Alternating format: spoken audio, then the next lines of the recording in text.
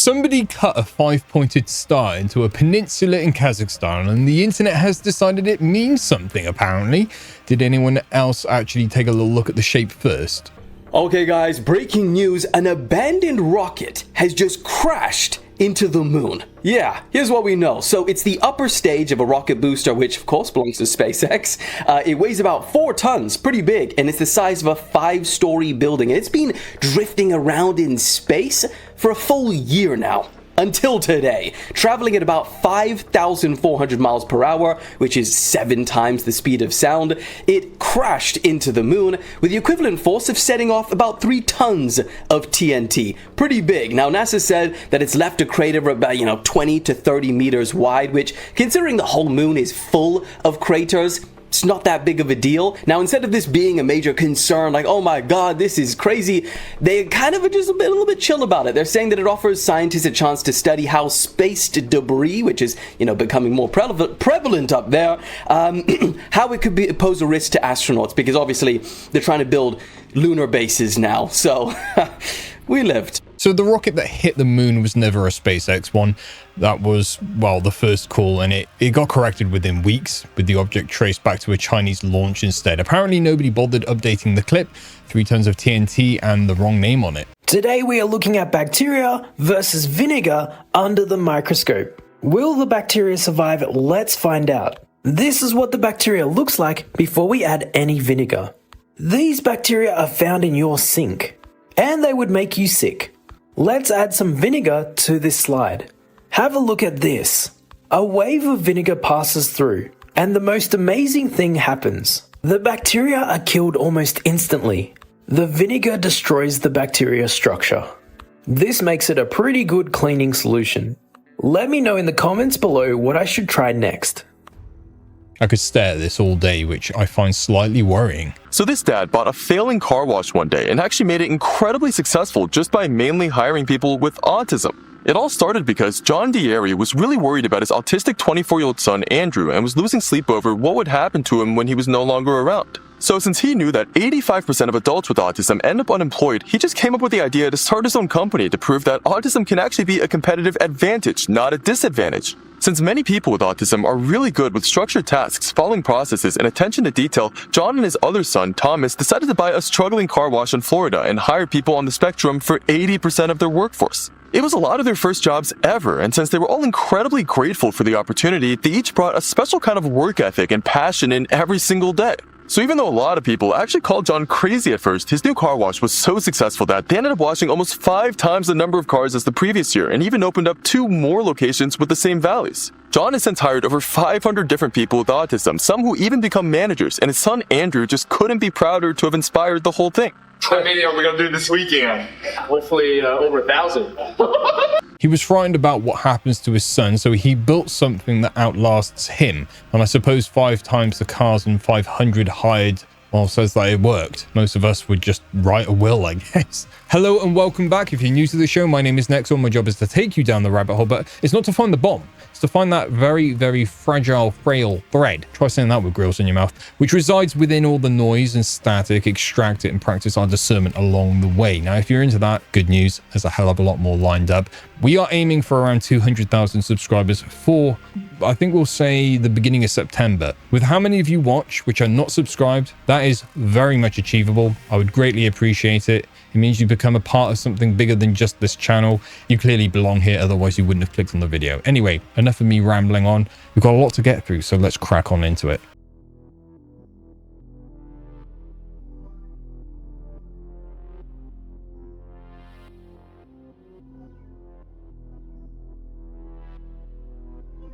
Look, it prints the fat and the muscle in separate parses, and whatever comes out of that was never an animal. Maybe not even food. Here are some fun facts that are not fun, but you should still know about them. Well, Teletubbies is a cute, innocent show for kids, right? No! It's actually based on a mental institute in Bulgaria called La La Land. These kids were locked up for days and people forget to feed them. So Lala's real name was actually Tulip. Her face was so deformed that she looked like she was smiling. She was locked up for so long her face turned yellow, and that's why she was the yellow Teletubby. Next we got the blue Teletubby based out of a Tollaway who was really naughty. One day he was punished by staying outside. Because of the cold, he froze to death and he turned blue, and that's why he's the blue Teletubby. Next, we got the green Teletubby named Dipsy. He puked and vomited all the time because he was always sick. When he puked on the floor, nobody cleaned it up, so he just lied in his vomit for months. So he got sicker and sicker and he turned green, and that's why he's a green Teletubby. And last we got Po, which actually was my favorite. Her real name was Polia. One day she was playing with mud and she came home really tired, so she fell asleep by the fire. Not knowing it was Po, someone came and thought she was a log and threw her into the fire! And that's how she died. There is no blue Teletubby. A full minute goes on how the blue one froze to death, and the four of them are yellow, purple, green, and red, which is the same level of research behind a story about children starving in a Bulgarian institution. Why does anyone even repeat this? In the US Army, we take everyone. This is considered the Special Forces.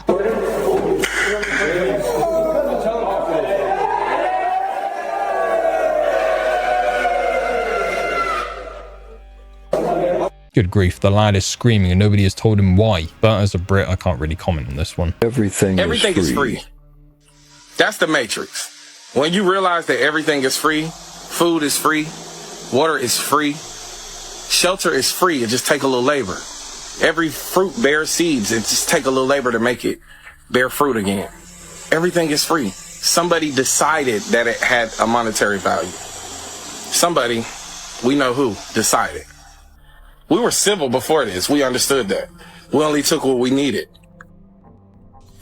That's how we had balance. So this matrix is not some like cog in the machine. We're plugged up to some system we got to break free from. No, we got to realize that a small percentage of these people decided to exploit areas and determine what the value is. Gold is literally free. It comes from the earth naturally. Oil is free. Energy is free. It just take a little labor. People should get paid for the ideas, but the idea was free. But nothing is free, is it? You know, it says shelter is free, food is free, but it's not. You buy and pay for land. You have to get building permits. Wild food isn't readily available and behind so much red tape that it's just not worth it, or it's not feasible for the long term, is it? A massive thank you to everyone that you see on screen right here, because they went out of their way to personally finance what I do with this channel. It really does help. It offsets some of the running costs which come with the electricity bill and the time spent researching, time away from doing my primary job. You know, offsets a lot of the cost which comes with it, and I can't thank you enough, because it doesn't only serve the people which pay, it serves everyone who watches these videos. Thank you. Take a bow. You guys have earned it. If you want to join, there is a link down below. I am not asking you to do that. I'm saying that it's there if you want to. I've never once asked anyone to join the membership. I never will. You guys all do it off the back of your own volition. It is incredibly humbling. Thank you sincerely. Let's crack on.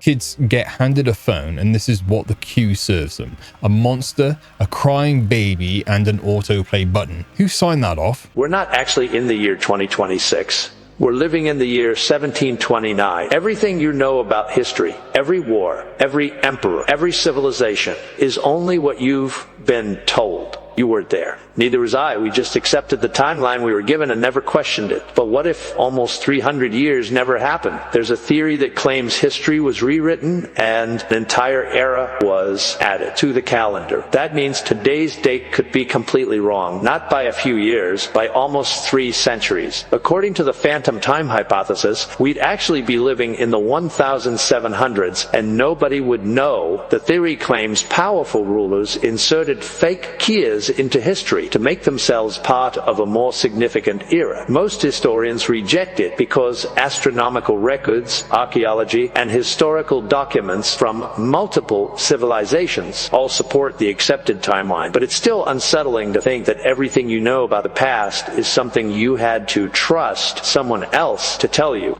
We only have somebody's word for any of it, or rather somebody's word and nothing else, and that is, I suppose it's genuinely fair. The clip then talks itself out of the theory before it finishes, so there's that.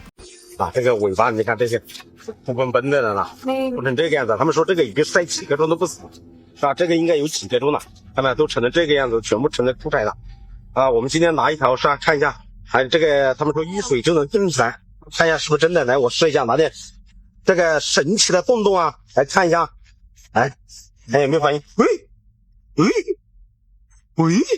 Yeah, I got no idea how a fish does that, and I would love to know. Actually, no, I wouldn't. You haven't seen this? No. Holy. We are not in 2025. Month comes from the word moon. The moon has a 28-day moon cycle. 365 divided by 28 is 13. 13 lunar cycles every year, which means our calendar has a missing month, which means we don't know what year we're actually in. This is gonna blow your mind. The sky is a clock. Sun tells the time of the day. The moon tells the day of the month. The stars tell you the month of the year. The sky above our head is intelligent. Everything on earth is matter. Everything above us is spirit. That's why they're floating. They're not rocks you can land on. Gregorian calendar was made for slaves. Calendar comes from calends. The first day of the month the Romans had to pay off their debt. So what does all of this actually mean, and why did they do it? They made this fake calendar to cut off our connection with our celestial intelligence above and keep our mind, body and spirit out of rhythm with these cycles. We must live in harmony with the cycle. And now it isn't 2026 either, apparently, and by now you'll have noticed that every one of these knows the year is wrong, while none of them agree on what it actually is. 13 months and a spare day, but does it really matter? This has never happened before. This man has just become the first human in history to swim across the Baltic Sea, covering a staggering 160 kilometers in 56 hours. And towards the end, he was so exhausted from non-stop swimming that he was literally having hallucinations. In fact, the Polish ultra swimmer completed the journey all the way from Sweden to Poland without touching the safety boat once. And to make it even crazier, this was his 5th attempt. And last year, he was just 11 kilometers from the finish line before he literally lost consciousness and they had to call it off. But no, he came back once again, and this time he made history while also raising nearly $200,000 for children's cancer treatment. W Poland. Now, that is one of the good ones. 5th attempt, hallucinating at the end, and he still wouldn't touch the boat. You know what? It feels good to have some uplifting news for a change. This is some of the final footage of Harry R. Truman after he refused to evacuate Mount St. Helens. Truman was an 83-year-old lodge owner who insisted, "They'll never get me off this mountain," despite weeks of earthquakes and warnings that the volcano was on the verge of erupting. His wife had died years earlier and was buried on the property, and Truman said he wanted to be buried beside her. He also refused to leave behind his 16 beloved cats, believing that if he stayed to care for them, they would survive alongside him. As reporters flocked to interview him, he became a national symbol of defiance, declaring that the mountain had been his home for decades and that he would rather die there than abandon it. On May 18, 1980, Mount St. Helens erupted, triggering the largest landslide ever recorded and a devastating lateral blast that buried his lodge beneath hundreds of feet of rock, ash, and debris. Neither Truman nor his cats were ever found or recovered, as they're believed to remain eternally entombed beneath the mountain. I still think about the 16 cats. They didn't really get a choice, did they? His wife had been in the ground for years and he decided the mountain could have him as well, which I think I understand more than I would like to. Do this. Todd, you're okay, honey bun. Mama's here.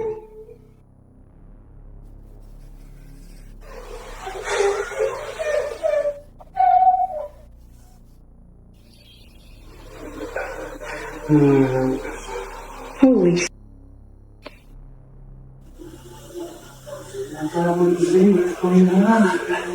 Dude. Who?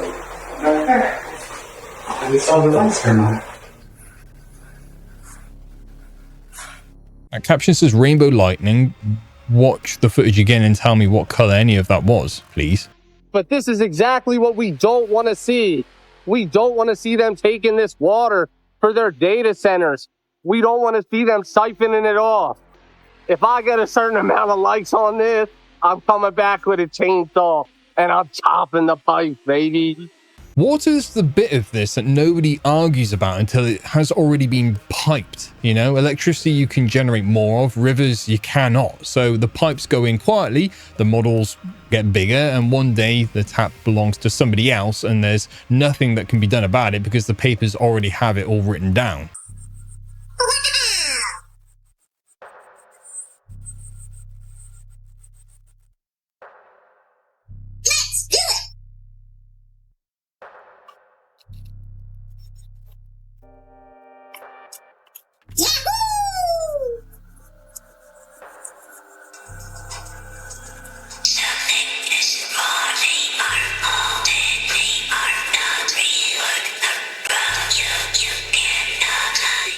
Whoever put horror text in a children's slime video, why? I couldn't tell you. I just don't understand it. It is probably a lot deeper than just random people being spiteful. A lot deeper, actually, thinking about it. Feels almost organized. Oh, I tried to tell you that in the 1800s, anybody that spoke about the reset was instantly silenced and put in a mental asylum.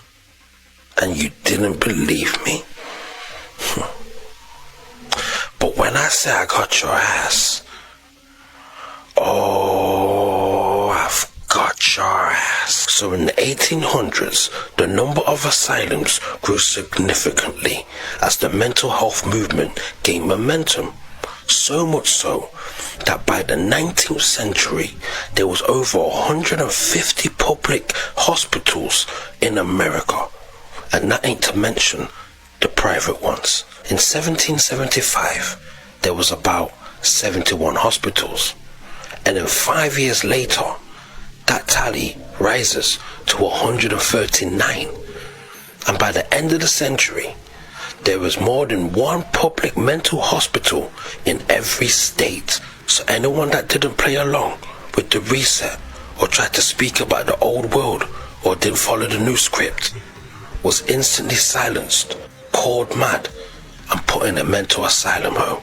And today, it's no different. If you're in tune with your spiritual gifts, or you practice them openly, or even if you just talk too much truth, believe me, there'll be somebody quick to come along and tell you it's all in your head and what you're seeing isn't real.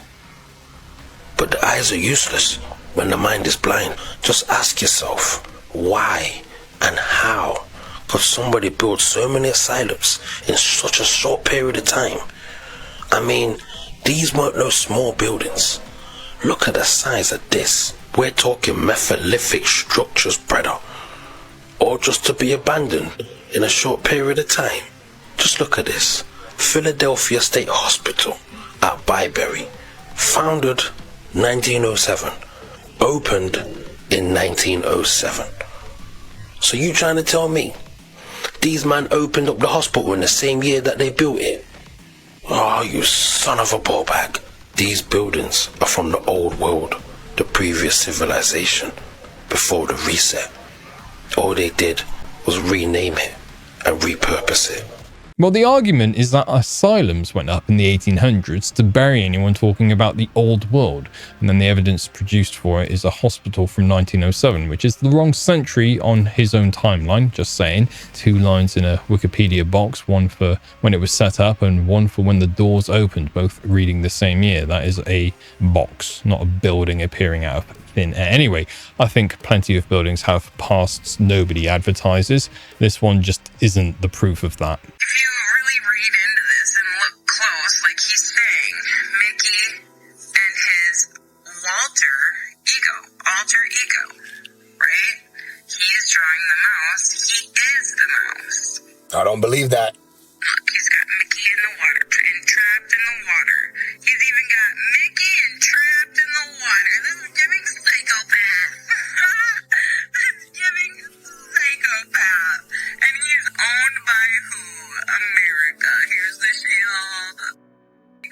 I don't know who that lady is. I don't know what she's talking about. She seems like she had a long day. Clearly, she's joking around. Maybe Walt Disney is Mickey Mouse. I don't know about that. I'm not thinking about that. I was only thinking about Mickey Mouse when I was younger.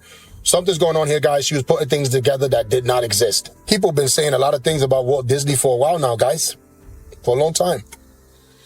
That lady, other people. But like I said, guys, that's all allegedly stuff. That doesn't mean that it's real. There's been a lot of theories about this, which is not true. Let's not forget that, guys, because people's always coming up with theories. That's just somebody's opinion, all right? Walt Disney allegedly was a good person.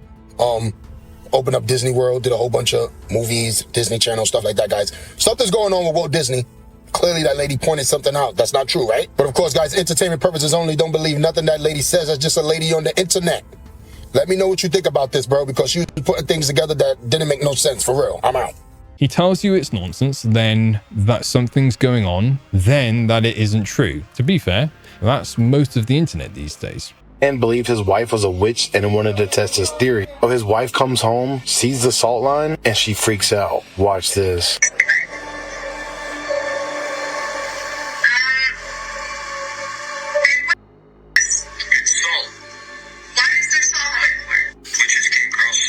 Right then and there, he's already letting her know, I'm on to you, so prove to me you're not a witch. Instead of proving him wrong, she just walks away. And now she knows he's on to him. Stay weird. I'd be more worried about the bloke wasting salt on the floor to play his games like a man-child, to be honest. If your whole life they told you 2 + 1 = 5, you'd believe it. You'd fight for it. You'd swear it's the truth because your teachers said it, your parents said it, your church said it. But here's the trap. Go to another land where they say 2 + 1 = 3, and you'd call them liars. You'd call them blasphemers. Not because they're wrong, but because you were programmed to believe it's 5.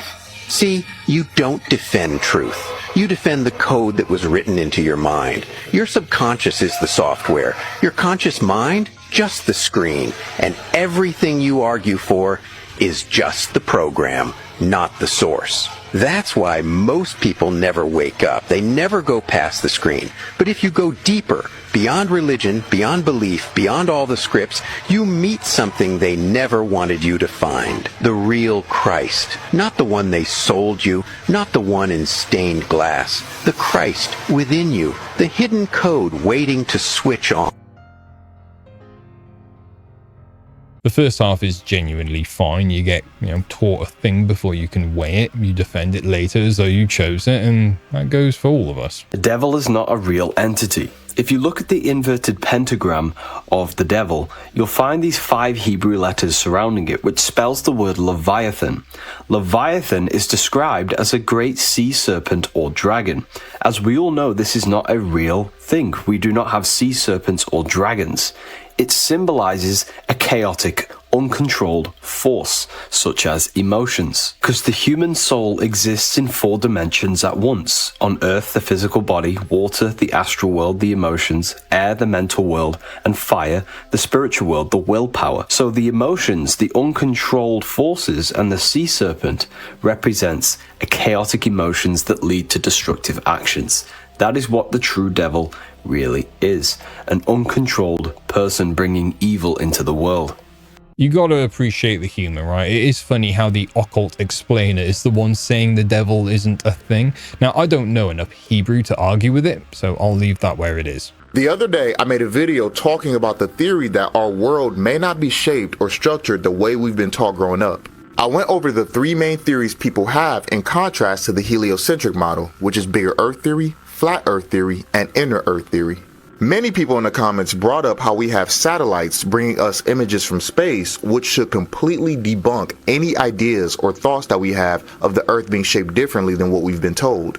However, after a little bit of research, you will find out that all of the satellite images we get are either digitally processed, edited, or both before it hits our eyes. Some people theorize that during this time of digital processing and editing, anything that is strange or beyond the norms would be edited out and removed before we can actually see it. Another question I saw quite a few people ask was, if there's actually other civilizations and continents that we don't know about, wouldn't we see evidence of that? But what if we did see evidence of it? I mean, for decades, we've had thousands, maybe even hundreds of thousands of reported UFO sightings, and we've kind of been fed this narrative that these are either top secret military projects or aliens from some distant galaxy. But what if, instead of these UFOs coming from somewhere in outer space that is millions of light years away, they're simply coming from lands and continents that we don't even know exist, but are far more advanced than we are here? Leave a like if you want me to go even deeper into all this.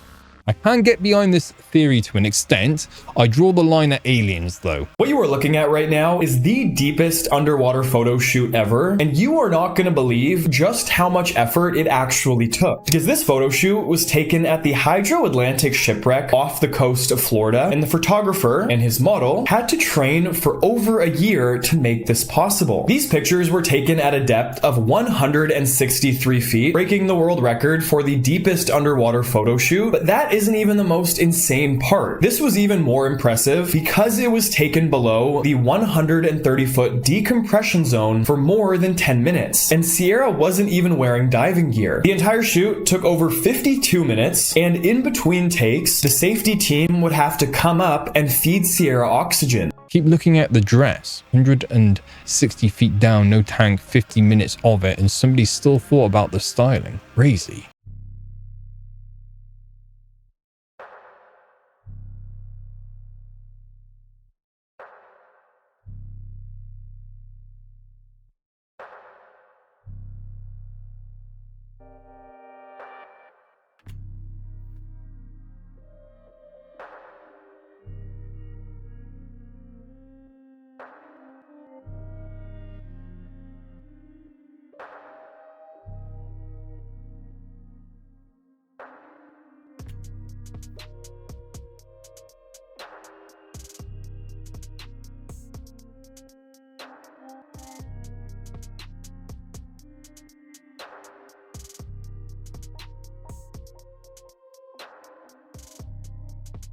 Nothing in that was banned and nothing in it is Tartarian. A man building a frame, 2 people on early scooters, colorized as well, you know, for our viewing pleasure. Same story as ever, you know.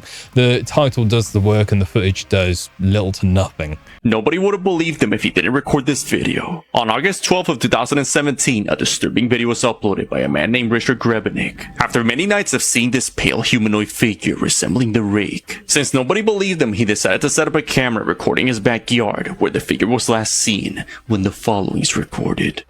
You know who believe me?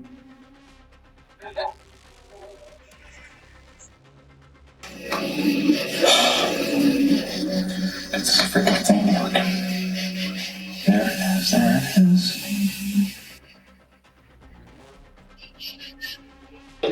From the woods, Richard sees this pale humanoid being walking towards the window as he calls a priest to protect him from this entity.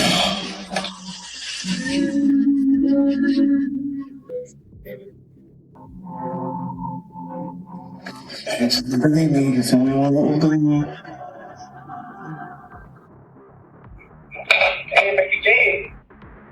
Hey Mike, I need you. I can't hardly hear you. Alright, you're not gonna believe this. I got it on video now. It's like a weird demonic looking thing and it's like a human. The priest then begins to pray for Richard's safety, and we can see whatever this is reacts to the chanting and hides back into the woods. Just pray. I mean, this people won't think they're not gonna think I'm crazy when they see this now. Just pray? Yeah. He's all worked up, but God, I just come against this. I find these things right now, these evil spirits that are just harassing Rick and just coming into his yard. I find those things right now. I command them to cease and be still, be gone. Oh my God, there it is, Mike. It came back. Oh my gosh. I command you to go in Jesus' name. This thing is looking weird. Oh my gosh. Oh my gosh. It knows something's going on, man. This thing is. Oh my God.